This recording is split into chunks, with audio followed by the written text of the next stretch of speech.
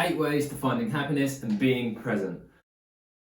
Hello, I'm Henry Bluefield and welcome to the channel. So in this video I want to run through my own practices of what I've found over the last few months, weeks and days, what I've changed within my own lifestyle to find that I'm becoming a lot happier and more present in the day-to-day. I don't know if you can relate to this, but if you are someone similar to me, I've spent many years always being focused on some unattainable goal or attainable goal that was just years away, that was going to take a lot of development psychologically, mentally, emotionally, physically in order for me to achieve this, that had so many different parameters and factors around what could go wrong, what could go right. And not only that, I was unable to be able to actually dive into the unthinkable barricades that would come up as I was on this journey to finding and achieving this goal. You don't know what you don't know, and I was driven to achieve things that just didn't seem possible or feasible, which they are still possible and feasible, but just maybe my own time parameters around that were ridiculous. I wanted to jump in with how I've learned to become more fulfilled within my own day-to-day life, waking up, feeling contentment in I just want to do what I enjoy, and if I can go to bed tonight feeling like I've had a great day. Like, our days are limited. Time is the most precious commodity we have. If I can go to sleep tonight feeling like I've had a great day, I've done something wonderful. And that's not to say you're always being ultra productive and always taking actions. That can be about resting and having a lazy day. And sometimes that is just doing absolutely nothing. Getting up, walking down the stairs, sitting on the sofa, watching your favourite box set, eating chocolate, and then going to bed like, done nothing all day, and it feels wonderful. We all need to rest, and we all rest in different ways. So let's jump into what I've found have been the 8 key things, and as well I'll chuck a little bonus thing in there of what may be another thing that I'll open my mind to in becoming happier and more fulfilled. Number 1, I've mentioned this many times on different videos, and that's journaling. I've tried journaling multiple times. I have a little notebook, literally a journal, which I've always got one that I always write in, but generally I'll just use this for like meetings and calls now, where I'll just take notes on the call and I'll apply that into my journal maybe later in the day if it's relevant. But I always tried it in a book like that, writing it down. I've always been someone that has structure, so if I'm going to journal, it's going to be when I wake up, it's going to be when I go to bed, it's going to be at 11 o'clock, or whatever it is, it's got to be fixed into this routine, and I'll often find that it's a pain if I don't. And I've tried multiple times before, just writing things down, and sometimes I had really great insightful moments where I could evaluate my thoughts, and it was around a specific moment or situation that occurred that I needed to evaluate, I needed to analyse and really dive deep and write my thoughts. I've tried it on my phone as well. When I went to Australia for a month, I remember on the flight out there, I was like, obviously I'm sat on the plane with next to nothing to do for a whole day, so I just wrote my notes about this journey and my thoughts around actually booking this flight and coming out here and being like, what the hell am I doing? I'm just like alone. I feel like a child still, and yet I'm on this plane on my own going to the other side of the globe. And nothing ever really worked. I could never keep it up for more than like a few days or a week at a push, until I started doing it on my Mac, in my notes on my Mac there, and I just found that by having both hands to type with, that's the key, is that I was able to type with both hands. I could get it out so much quicker. With a pen, it's just so much slower, and on your phone with your thumbs, it's just, you cannot get the speed, like the rate that your mind is pacing at to get those thoughts down. It's so much easier to have your hands typing, and obviously to feel the benefit. I tried like applying different things into journaling, but the structure I've got now, I have the date, I have my highlight for the day. So just one, it could be 1, 2, there's no strict rules, 1, 2, 3, 5 things that were just big highlights on my day. And I always try and think of something just to make me feel grateful for that day, or just to make me realise that there is something to every day. So that could be recording, coming to my office and recording like 4 videos, whatever. It could be having this conversation with someone I bumped into on the street. It could be this great coffee I tried. Anything. And after my highlight, I'll then put gratitudes, and I'll always write down 3 things I'm grateful for that day. And one key thing, I tried gratitudes. That's my next, well, spoiler alert into next 2, so I'll dive into that next one. After that, I'll just make notes of anything that's gone on in my day that I feel I need to analyse, or just make note of, whether I've learnt something pissed me off, something really elated me, anything that I feel is worth valuing and putting down onto that. I've often wondered about journaling, making it into some sort of blog or sharing it on a social platform in some way. As of this moment, I don't. If you think I should, let me know, drop me a message, hit the comments below. If you're liking this video, make sure to hit like as well and subscribe to the channel so that you get all the other videos. Number 2 is practicing gratitude. This is something I had struggled with before. Again, same with journaling. I tried exploring gratitude. The first time I just used to wake up and be like, right, I wake up, what's one thing or three things or whatever I was grateful for. The issue I found there was I was often repeating myself. When you just wake up first thing in the morning, you're fresh from sleep, you're not even with it yet, you're laying in your bed and you just think, what am I grateful for? What is a warm bed? I'm grateful for that. I can breathe, I'm grateful for that. I've got long hair, I'm grateful for hair. I seem to be physically fit, I'm grateful for this working body. And I just found that I was kind of rushing that. I wasn't really being able to analyse deeply. It wasn't relevant to my day.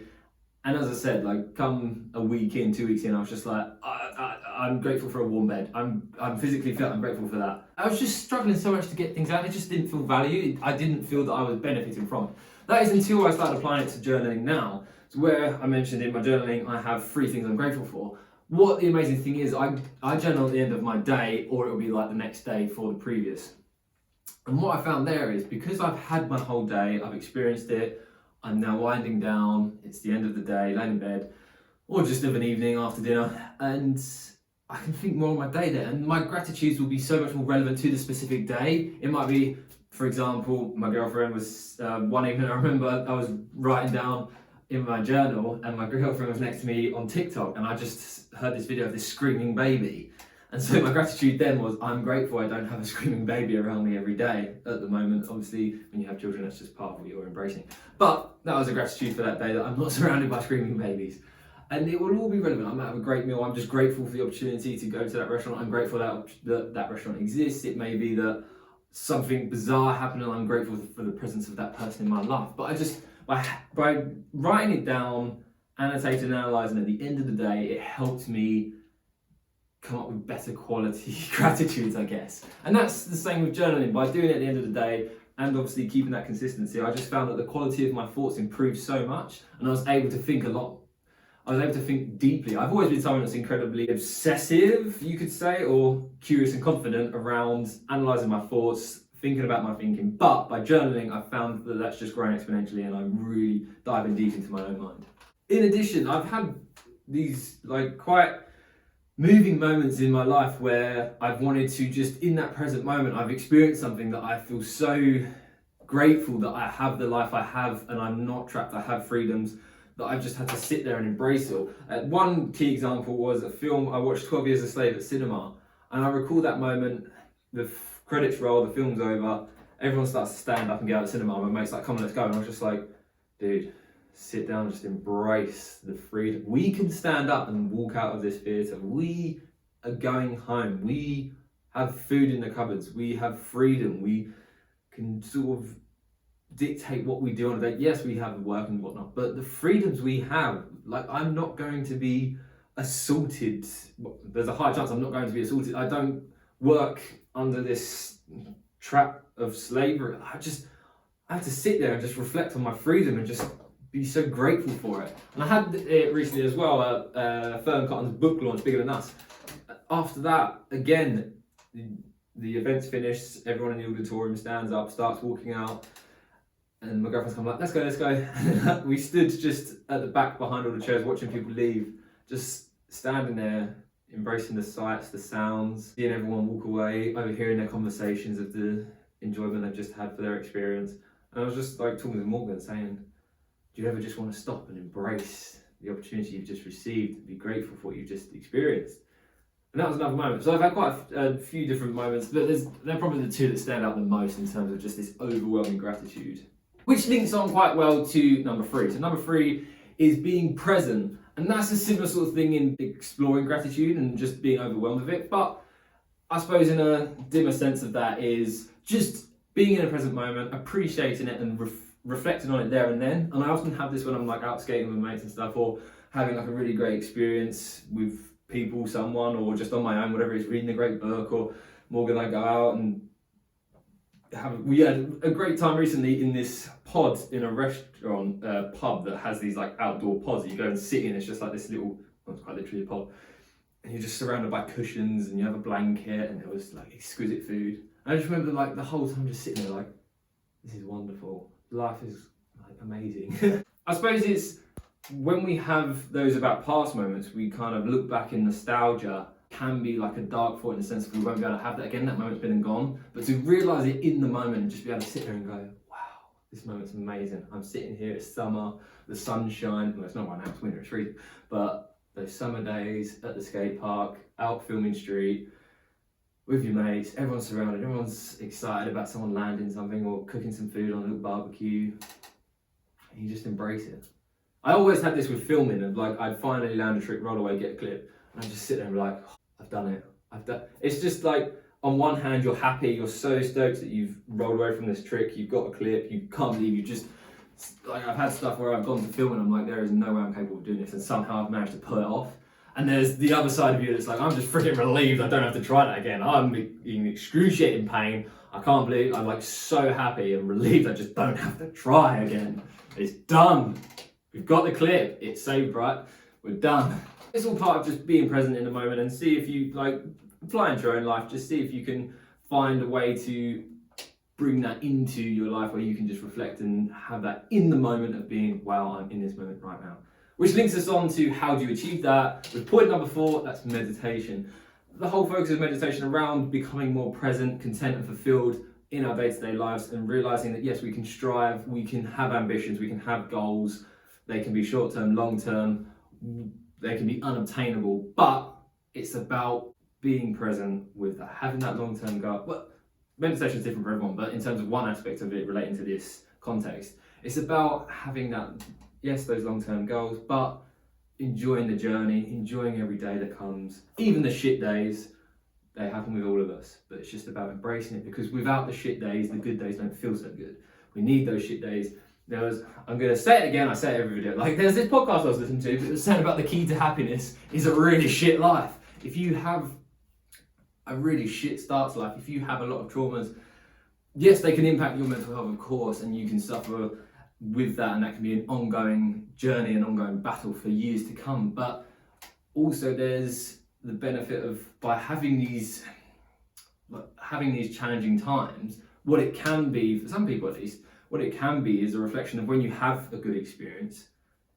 Yes, there's that trauma, but also you can enjoy the fact that you've got this positive now. If you grow up, I don't know, if your first relationship is really traumatic and it had a lot of bad parameters around it, and then your next relationship is really positive and it's one of compassion, obviously there's overcoming that past trauma and being able to live with it and building that trust, having faith in someone. But I feel like there's also this relief in knowing that you are in a safe environment and just thinking, wow, I had that shit time, but I now appreciate just being able to know that I can walk through the door safe, I'm loved, I'm cared for. After you've had such a bad experience, can bring you a lot of gratitude for that moment. You may disagree, that's perfectly fine. It's just something I've reflected on, and I heard it in the podcast and I really agreed, it really resonated with me. The point, meditation is a great way of practicing. There's different types, different styles of meditation. I've literally been doing it for a few months, and I do it sort of 5 days a week, more or less. I try and do it every day, but it's not always. And there's something I want to dive into with meditation that I'll do in a later video that's all around Fern's book launch, when I actually experienced for the first time group meditation in a room of hundreds of people, all sitting there silently as one, meditating. That was like incredible, but I'll dive into that in another video. Number 5, deep conversations with friends. And if you want more of that, look out on the channel, which you should like this video and then subscribe to the channel so you can find that video. But it's all around forgetting the boring questions and having really deep analytical conversations with your friends, opening up, being more honest, and just being open to discuss anything and everything. Obviously there's certain boundaries you want to set, and the key fundamentals to that is gaining consent, entering that conversation. There's one thing as well, like as just like stereotypical British people, we like to withhold information, we like to be quite private. Like if you jump on a underground in London, no bugger talks to you, you're all sat there silently. I went on a subway, the first subway I got in New York in America, suddenly this dude's talking to me like, oh, you guys are from England. Oh. And we had like an entire conversation around what he would recommend we try, what's good, what's not, where we need to go. You would not get that in London, with a very low chance of getting that in London. And there's this huge thing around finance, like we can't talk about finance, which I think is quite a negative, or has a negative impact on us in terms of gaining financial literacy or financial education and understanding what to do with money. If we can't have these conversations openly, I don't feel there's anything wrong with knowing what someone makes, someone earns. And often it becomes the more we make, the less we can talk about it. If we make nothing, it's perfectly fine to say, I make nothing. Whereas it's inappropriate to ask someone how much money they make if they make a lot of money. If somebody doesn't make any money, it's perfectly fine, which maybe you disagree. It's just something I feel. And it's like, I'd happily, if I was a well, I say this as someone that's not a multi-millionaire, but if I was, I feel I'd be more than open to discussing what I do with money, how I make money, what kind of money I can make in different situations and businesses and endeavors, for anyone that's open to, if that is a conversation based on positivity, based on this individual wanting to learn and be able to take constructive feedback from the conversation. Whereas if it is, I don't know, a journalist trying to like find pigeonholes and tell you how you're evil, then yeah, you don't want to have those conversations. Having open conversations with friends, going into just happiness, mental health, emotional health, your own living circumstance, all these different things, the challenges, we're all facing the same battle. Well, we all have different battles, but we're walking through this life together. We're all on this globe. We're not going anywhere else for a while until we get to Mars.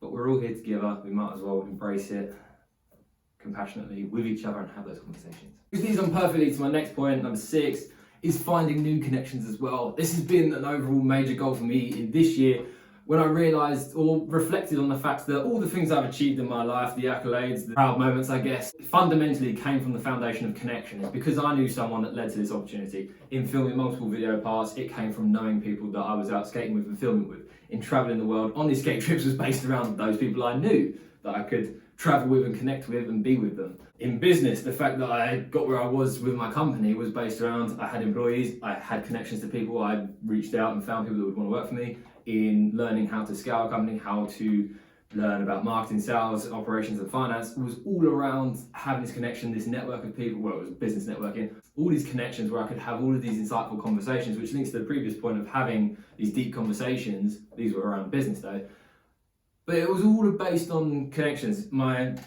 starting to trading was all because of connections. So my biggest goal for this year is just building an exceptional amount of connections, and probably for the next few years, it's just building this wonderful portfolio of connections of people I personally know, become friends with, people that are perfectly reachable and people that feel unreachable, whether they're celebrities or moguls in some way, but just about strive. If you reach out to 100 people, no doubt someone will respond to you and become a friend in later life. And it's all around, once I build those connections, sharing those conversations, sharing that content for you guys in the form of the YouTube channel and the podcast, Benevolent Business, that's coming back this year. Yes. Number 7 is filling your time with intrinsic values or intrinsic passions. What do I mean by this? So towards the end of my business, every day was filled with the stress boggling down on me of managing a team, dealing with the fact that people were quitting, it was a revolving door. Someone came in, they were here for a week, here for a month, they were gone. And just as that exacerbated, it just meant that it became even harder to hire and retain, because the environment, as soon as someone walked in, there's just this energy in the air that was toxic that said, please leave. And that's just the result of what came, and that's how it ended, or not how it ended, but how it resulted to where I am today. But as a result of that, I've then been able to fill my time with intrinsic motivations in terms of, what do I want to do? If money was no object, what would I do with my day-to-day life? I would spend my time making videos for YouTube, I would spend my time skateboarding, I would spend my time doing mindful practices, yoga, meditation, journaling, reading, filling my mind with knowledge, just constantly learning, absorbing everything I can around the subjects that I find passion in, whether it's emerging technologies, mindfulness, spirituality, all these different subjects, going to events, meeting people. So I'm now fulfilling my time and life with these intrinsic motivations. Obviously, we've all got different parameters around how we live and different obstructions and barriers. My barrier to entry for years, I tried doing this through my business, creating content, creating a podcast, and it had a lot of barriers in terms of time. My time was taken up so much by the business. However, now I'm in a position where I only have to work part-time in my business, but I'm the only component to it. I just work on a part-time round that gives me enough money to survive and live, while it allows me to focus my time on pursuing passions, which may, as a result, generate even more income in the future. But even if it never does, it means that I could literally live on working part-time, able to live, fulfilling my time with passions. And it's actually meant, despite the fact I don't like gardening, it's actually meant that I enjoy it a lot more now, because I see it as an opportunity to be with nature, to listen to a great podcast. Hence why I'm always talking about podcasts on this channel in the videos, and even have great interactions with customers. Now that I've only got the list of customers that I want, that they really see the value in our service, that the conversations now are wonderful, and it's quite a beautiful relationship to have. And I appreciate everyone's different. Like, there people, I'm very lucky in my situation. There are people that are single parents that are working 2 jobs, trying to feed the kids. they're not going to be able to fill their time. If they love the idea of laying on the beach in Hawaii, and that's what's intrinsic to them, they're not going to be able to do that. I appreciate. But there's always going to be subtle little things, even if it's just for a moment. It could just be a case of visualizing that Hawaiian beach for 5 minutes a day before you go to bed or when you wake up. We can all find a little way to create these little activities that bring us more passion and intrinsic peace. Finally, number 8. I appreciate there's a barrier for a lot of people, and reason being is just finances. So number 8 is therapy. Therapy's been a huge benefactor, and that can be like therapy, hypnotherapy, or personal coaching. So like what I have is a mixture of like therapy, personal coaching, element of business to it, element of like relationship coaching in there, or around romantic relationships or friends, family relationships. But having therapy is something I've dived into this in many other videos in terms of having an unbiased professional opinion, someone that's trained to understand how to listen, receive information from one human and be able to give constructive feedback that can help in a consensual manner. That's really quite extraordinary. There are obviously free services to therapy, but I appreciate there is a huge barrier to entry. From knowing people that have tried to get it or have had it, there is a huge barrier to entry. But number 8, if you can afford it, I would definitely recommend it. And it may not even be a case of afford it, may just be a case of reevaluating what you actually spend money on. And if you can access therapy in a cost-effective way, but it may just mean going without. It may mean you're not going clubbing, you're not going rock climbing, you're not going snowboarding, you're not doing these things, but you're just exchanging one activity that you may get value from, may enjoy, or you may realise that it's not intrinsic. Therapy is something I feel would be intrinsically beneficial for anyone. I would really recommend it. So there we go, there's the 8 reasons, but I did say there would be a bonus reason, one that I've experienced but haven't adopted into my own lifestyle that I feel could be great value.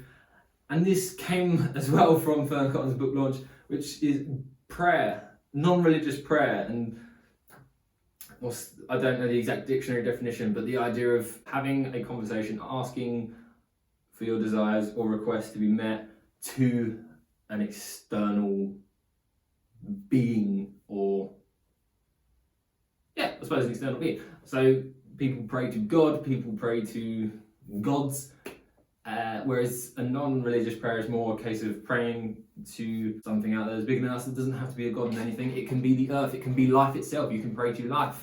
We're all in this abundant life, this transaction of energy that's pulsing through us all. We're all interconnected, and that can just be a case of praying to life to say, here's what I seek, can this be achieved? One thing I found really powerful was doing it as a group, because this was a group prayer along with the group meditation, and that I found quite profound and really quite eye-opening, and really something quite essential to be able to experience that in an auditorium with so many people. But that was my bonus point of something that I like the idea of exploring more, which is kind of like meditation in a way, but obviously meditation you're removing thought from your mind, whereas prayer is bringing thought into your mind in a meditative form. It'll be quite nice to explore. So that's point 9. I hope they've been helpful for you. Hopefully they've brought some value, giving you some good ideas to find happiness and be more present in life, find more contentment and fulfillment in your day-to-day. If it is something you're struggling with, like by all means reach out. I'm no expert, but I've explored a lot. I've tried out a lot of different things, and I've seen exceptional results from it, and it's been a huge benefit to my life, and I would advocate trying all of these points for your own life and see if it works. And if it does, let me know. If it doesn't, let me know. I hope it's been valuable. If it has, make sure to hit like, comment below, let me know, and subscribe for more videos. And I'll see you in the next one. Bye.